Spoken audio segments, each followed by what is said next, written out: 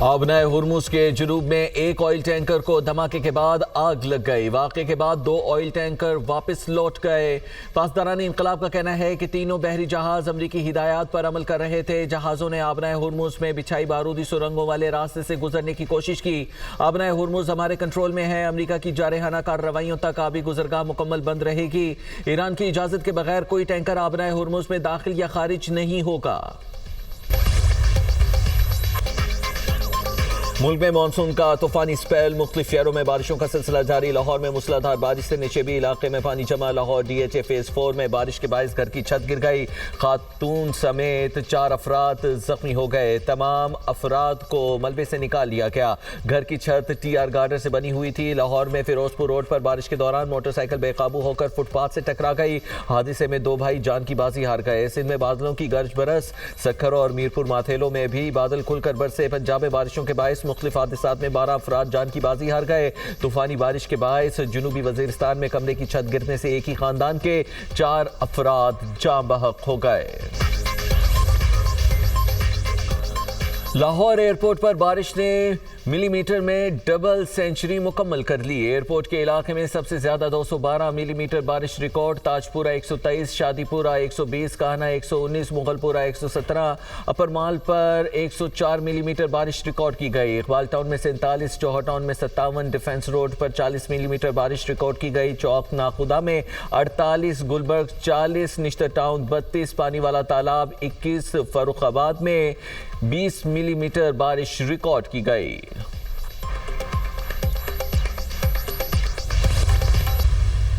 غریب آدمی ہے، آئے دن پیٹرول کے ریٹ بڑھتے جا رہا ہے، آئے دن روزانہ یار یہ کوئی طریقہ تھوڑی ہے یار۔ ابھی تنخواہیں تو ہماری وہی ہے نا۔ غریب کے بارے میں کوئی نہیں سوچ رہا بھائی، کیا کریں، ہم تو پریشان ہیں بھائی۔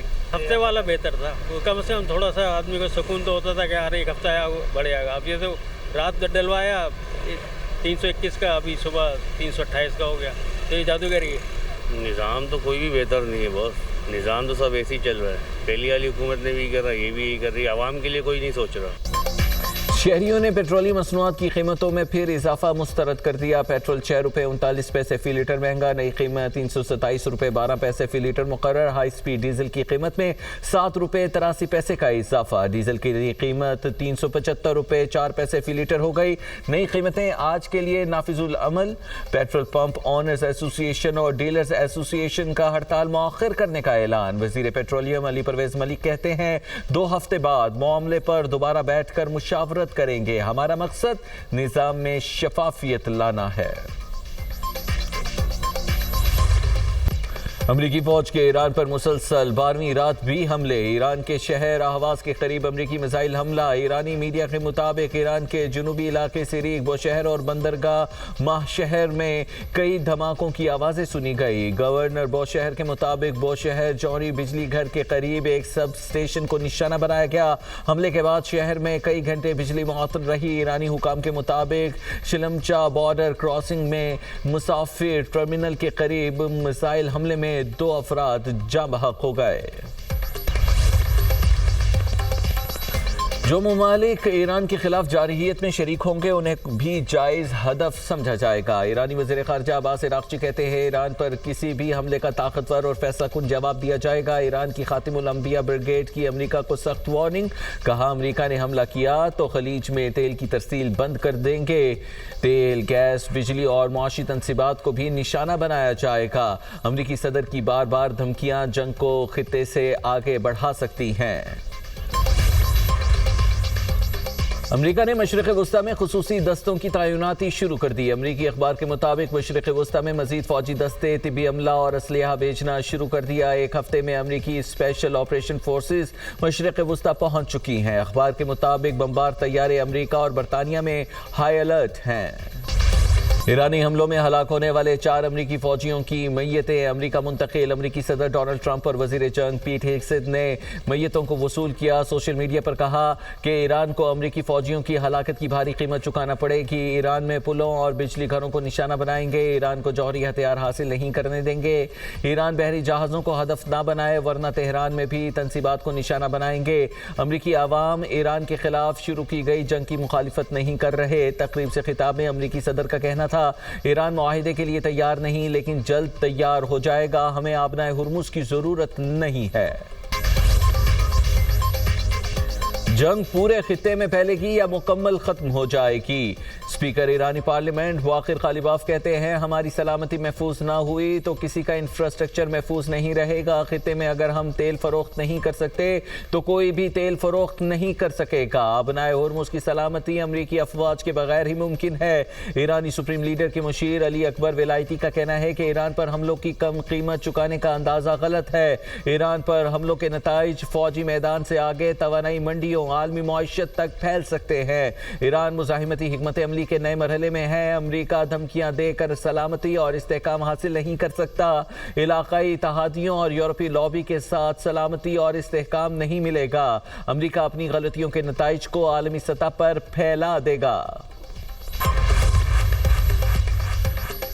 CIA مراکز پر ایرانی حملوں میں روس کے ممکنہ کردار کی تحقیقات۔ خبر ایجنسی کے مطابق امریکی انٹیلیجنس روس کی ممکنہ مدد کے شواہد کا جائزہ لے رہی ہے۔ ہو سکتا ہے روس نے ایران کو ہدف کی معلومات یا جدید ڈرون ٹیکنالوجی دی ہو۔ امریکہ کو شبہ ہے حملوں کی درستگی میں روسی معاونت شامل ہے۔ حملوں میں روسی کردار کے حوالے سے ابھی کوئی حتمی نتیجہ سامنے نہیں آیا۔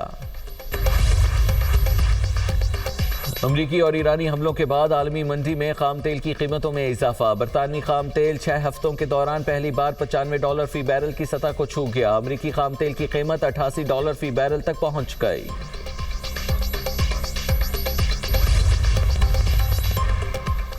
ملکی خود مختاری کا تحفظ اور دفاع مضبوط تر بنانے کا عزم۔ وزیر اعظم کا Indus RAS robotics and autonomous systems expo کی تقریب سے خطاب۔ کہا دیگر ممالک کی ٹیکنالوجی کے محتاج نہیں، اپنی تقدیر خود لکھیں گے۔ پاکستان جدید ٹیکنالوجی میں دنیا کا مقابلہ کرے گا۔ پاکستان سیمولیٹرز 100% اور ڈرونز 60% خود تیار کر رہا ہے، جبکہ پاکستان کو روبوٹکس اور AI کا مرکز بنانا ہمارا مقصد ہے۔